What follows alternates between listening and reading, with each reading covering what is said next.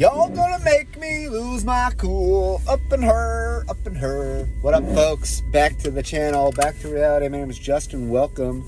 Just a dude who drives around, doesn't give financial advice, never do your own research. This is just for educational purposes.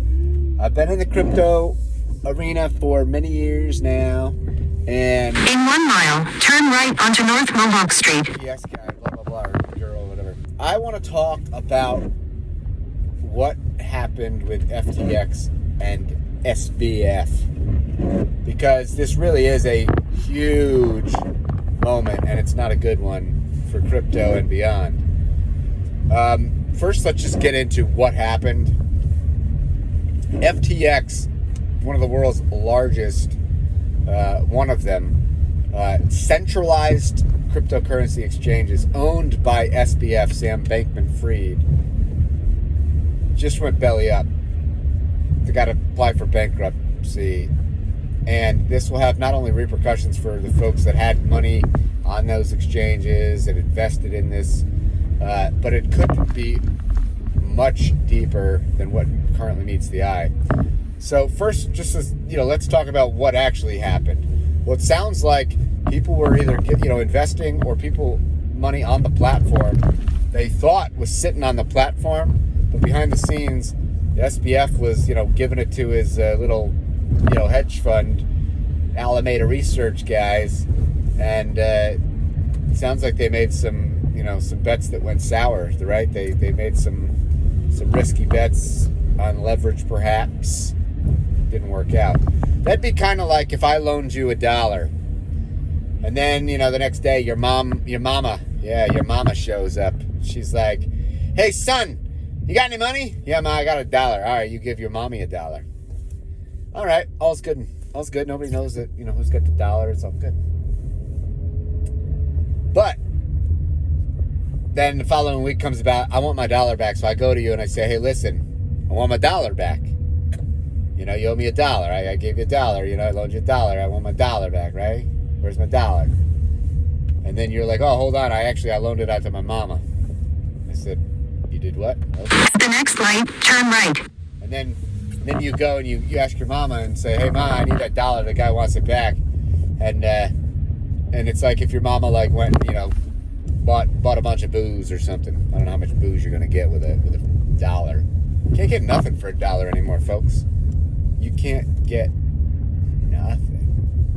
Can't get at nothing for $1 anymore.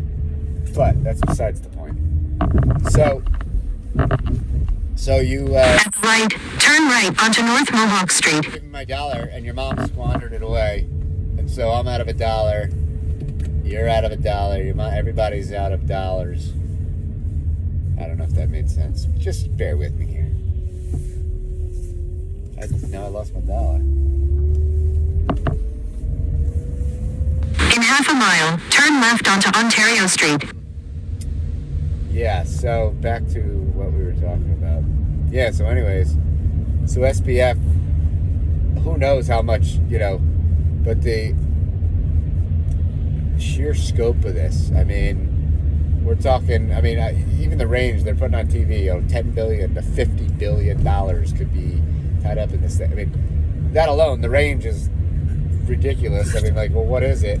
That's just the one, that's just potentially there. I don't know if you all remember that Enron blow up, kind of similar crap years ago. This puts almost that to shame. It's crazy on the scope, perhaps. But the real problem is a word called contagion. Not contagious, but it is actually contagious in this regard. Go past this light. Then at the next one, turn left. It means that you might have not just SBF going down, but there might be other companies now, because they had exposure or counterparty risk with At the light, turn left onto Ontario Street. Might not make it through this crapola. And if that's the case, then the damage is going to be huge, folks. It's going to be huge. And, sadly enough, even if you're not even involved in this stuff directly, it could still affect you. Because if the contagion happens, then the market's, this is just like a deflating of a bubble. Now, there might be some places that are less, apt to get the contagion, like think of it like they're in their own little like quarantine bubble. But, the crypto markets themselves tend to be very, heavily intertwined. There are some, there's micro caps, there's meme coins, and there's a few other projects, but not many. But there are some places that are not really being affected as much. At the next light, turn right. Or at all, which is interesting to say the least. However, something this size, if this were to kind of go south, it could spill over into other markets. I mean, it could have, effects in, even traditional finance worlds. Maybe not to a great extent, but again, it's not about, your direct exposure. It's about who you're exposed to, who they're exposed to, who they're exposed to, who they're exposed to, who they're exposed to. And if a domino falls, really far down the chain, it could end up having, it's kind of like, an avalanche, when like a little like speck of snow then picks up, creates a snowball, creates a bigger snowball. Before you know it, a whole freaking like mountainside is just flying off with snow. That's when it gets deadly. So, and sometimes you just don't even see those things coming until sometimes it's too late. So anyways, this is a very big event. I mean, we had a similar, if you want to watch an interesting movie, kind of on, based on real life,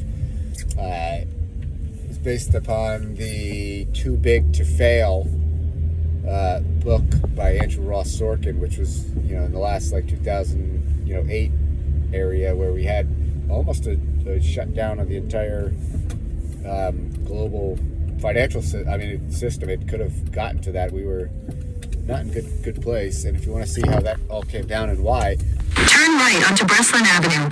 Then the destination is on your left. That had to deal with, the entire major banking systems and the biggest banks in the world. So the contagion there would have had far-reaching, impacts if it wasn't, taken care of and bailed out in the way that some of them were. Because, that could have been really, truly deadly for people. Whether or not this crypto thing might just be a small little blip, chances are, at least in this point, that's where we're at. But anyways, I just want to highlight this. You can always look into it yourself, but I want to show you, or just highlight, how big of a moment this is, not for crypto, but also just, for markets in general and counterparty risk. To understand these concepts, obviously the best thing anyone could do is usually diversification, and that includes everywhere and always. That's all I got. Peace.